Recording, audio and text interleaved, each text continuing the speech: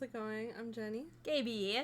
And we are doing a reaction video for you today to a scene from the show. Arcane. Where, do you want to explain what it is? So it is going to be the tea party scene. However, this is just part one of the tea party scene. We've decided that we're actually going to break it up so you have more interesting reactions to the tea party scene from us. Yeah, so this is at the end of season 1 where Jinx has set up a little tea party for Vi and some other chosen guests. So let's take a look. Here we go. Alright, so already this thing, yeah, you had noticed where this came from before, where we had seen this before. So Act 1, when they are robbing the joint, we see that Powder finds this little device, and if you look closely, it's the same device. Yeah, she goes, oh, a real Valdiani. Or something like that, I think yeah. that's what she said, yeah. Yeah. And so that's a little bit eerie. Part of me wonders, after she ditched her bag into the... She didn't take it. She didn't take it. No, she left it there. Oh, she left it at... Jace's. So I don't know when she got this, unless she changed her mind and we saw her take it off. We didn't see her take it off scene. But she took it, opened it up, and then she put it back. Oh, that's even creepier. So maybe when she went to snatch up Caitlyn, maybe that's when she snatched this up. It could be. Well, yeah, we don't know, but it's kind of creepy because it's like echoing back to the first act. Yeah. When she was Powder and she opened it up while yeah, she was it's like Vi childlike robbing wonder, stuff. like, oh, this is such a cool little thing. Yeah. Now she has it again, and she's added some sparklers to it. So. Yeah. Some sparklers. Oh, look at Vi coming too. And they're different kind of sparklers. You got this red one, this orange one, and this yellow one, and like this more yellow-orange one too. Yeah. She's got right here, the only source of light. And it actually, because of all those colors, it really gives a very eerie, like, color right here. And I think this, like, quality of hers is one of the reasons a lot of people compare her to Harley Quinn. Because she likes all the, like, big boom boom explosives and showmanship. She definitely does. Yeah. And you could definitely see that. And it's, again, this childlike, because, again, she's very childlike as well. Yeah. And she's like, oh, here you go. Here's some light. Here's some celebration. But here's the thing about sparklers. They go out over time. I buried this place. Now, this is just crazy. Look at this silhouette right here. Creepy. And also, I didn't realize when I watched this where it was that they were. You were the one who told me and explained to me. Yeah. So tell us where this is located. So this is at the end of Act 1, Episode 3, where it was like that plant or something. I don't remember what it was called, like a factory or something like that. It was Silco's factory or whatever. But this is where everything went down, right? This is when Vander got turned into that shimmer thing. This is where, unfortunately, Powder tried to help and everyone pretty much died except for Vi. This is where it all went down. And it's actually really creepy that she brings them all back to this specific spot. But it's like back to where it began. It all started here. Yeah. But I should have known better. Powder! See, it's like really creepy and eerie. It really is, because and this is, I think, why I don't get like the Harley Quinn vibe from this. I get more Joker this vibe. Is the Joker vibe from this, right? You've got this disembodied voice. She can't see her, but she hears her. The Joker, from what I've seen him in, he does a lot of things where you hear him, but you don't see him. Oh, okay. Nothing ever stays dead. Yo. Spooky. Also, like, I feel like Harley Quinn isn't spooky like that. Oh, I think this is stuff from the Shimmer. Oh, or from the explosion, I think so. Yeah. Oh, wow. Yeah, take a look at all this. This is definitely... So, this is the stuff that evolved over time? That's crazy. Oh, wow. For now. Maybe forever. Who? Wanna know a secret? Silco thinks he made Jinx. With all his rants and his hard-won lessons. Oh, poor Vi has a lip hurt. Oh, yeah. We have to remember, Vi just finished fighting Savika. She had just completed this really difficult, epic battle, and that's the last thing that she remembered. Yeah. So then for her to wake up here, it's like, what? Yeah. Excise your doubts, Jinx. Okay, what does it look like? Vi's face. She looks like she is in shock. And she, like, is just looking around like, what? She's trying to figure out what the hell is going on. Yeah. She's trying to, like, piece together, where is she? Yeah. Why is she tied up? Yeah. Why is her sister acting like this? Mm-hmm. Because the last time that Vi saw her was on the bridge, right? Mm-hmm. And she was pissed, but she wasn't, like, acting quite like this. She's like more subdued in a way, but also really creepily, like, stalking around her, because you see all those shadows of just Jinx walking around, and Vi's like, where did she go? Oh yeah, so if we go back here, starts it right here. His rants and his hard-won lessons. There, see, she's stalking around her. This is her figure right here in the shadows. Size your doubts, Jinx. Yeah, she's just looking around like, Jinx. where is she? What is going on? Like everything was the same as when Vander left him.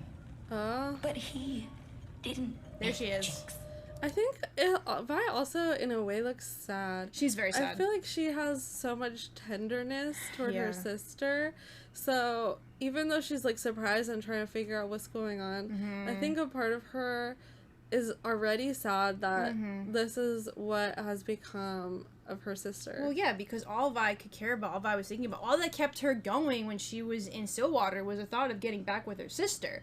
So here she is, reunited, because the first they got disrupted by the fireflies, right? Yeah. Firelights. So, you know, it was a little bit more like, oh, tender and everything like that. We'll have to do a video on that because that really is a sweet moment before it gets separated. But now here's reunion number 2, because you really can't call the one on the bridge a reunion because they just pieced out. Yeah. So here she is, tied up in a chair. You can call it a reunion. You can. It's like their first initial reunion. Right. So but they didn't have a chance to get to know each other But now, again. because Jinx has her tied up to a chair, this is another reunion. And she's just like, what's really upset because, like, what her sister's doing. Yeah. Right? She can probably just trying to believe that little Pow did this. Right? It's crazy, actually. It's really, really well done, you too. Did. Oh, look at the glowy eye. Oh, that's creepy. There's the shimmer eye. That is a creepy still, like, right here. Look at her body language. And she's got her gun. Yeah. Oh, that glow eye just does everything. It does. It looks real creepy.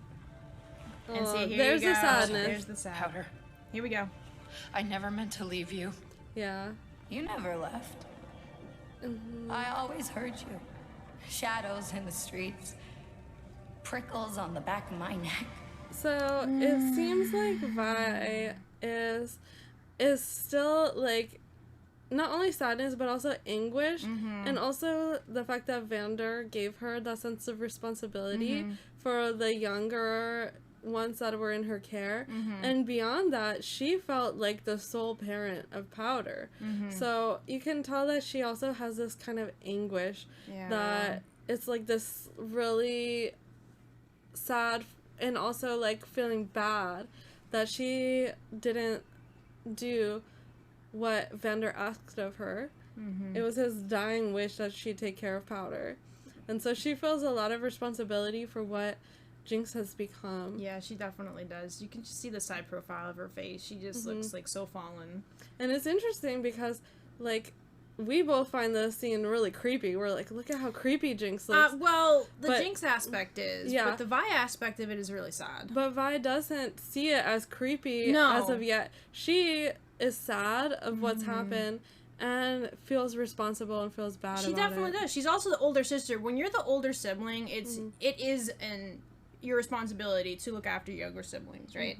That's generally what you do. Yeah. So if your younger sibling, like, does something that's not good, it really does, unfortunately, suck as the older sibling, especially if you're the kind of sibling that wants to. Not every older and younger sibling have that relationship where the one looks out for the other. Yeah. But they did have this relationship when they were younger. Like, Vi always was watching out, protecting her sister, right? Trying to set her, like, a good example for her in a sense.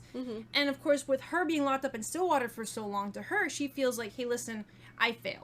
This is the look of failure right here. Because she's coming to face it. Powder brought her back to where she feels she failed. Jinx brought him right back to the start. Oh yeah, Jinx. No, that's fine. You call it whatever you want. But the thing is like, you really want to hurt someone that is trying to do their best for you, you bring them back to where it all went down. Especially when you're the older sibling. Yeah, it's she understands because she has younger siblings. I do. I only have one sibling, and she's an older sibling. Yeah, you're the youngest sibling. Yeah, so I'm the younger sibling. But yeah, this is a fallen Vi right now. Yeah. Your voice pushing me.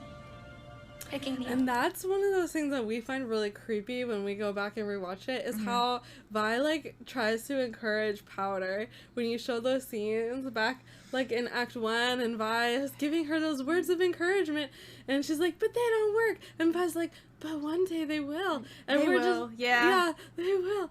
And we're just like, oh gosh, you don't know what you're encouraging. She couldn't have known. She's just trying to be a bigger sister. Yeah, and they live in a world where, like, that's something that would be good if it worked. Yeah, right? At that point. Would be. But yeah, when it becomes, it's like, yeah, it's really cringy. You go back and you're like, oh.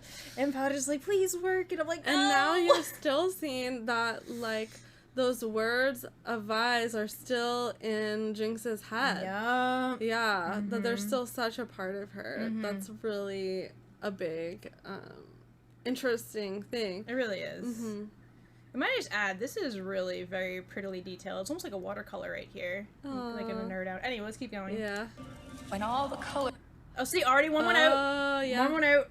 Two went out. You only it's got like, two well, more. what's gonna happen when they all go out? It's like a ticking time bomb. Colors were black. Thanks to you all for watching that scene with us. What do you think about that so far? It's so interesting to rewatch it when you know what's to come. It's so interesting to rewatch it when you just know what happened before, and you're just like, this is so powerful.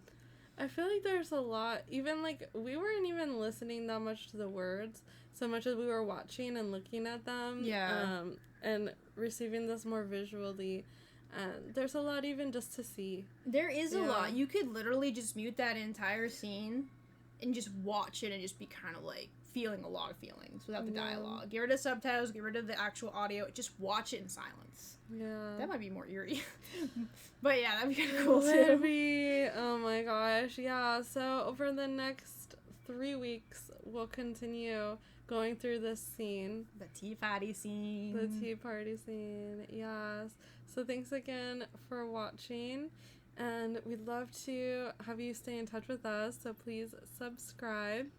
We look forward to connecting with you all again soon. Sending so much love. Till next time. Laters!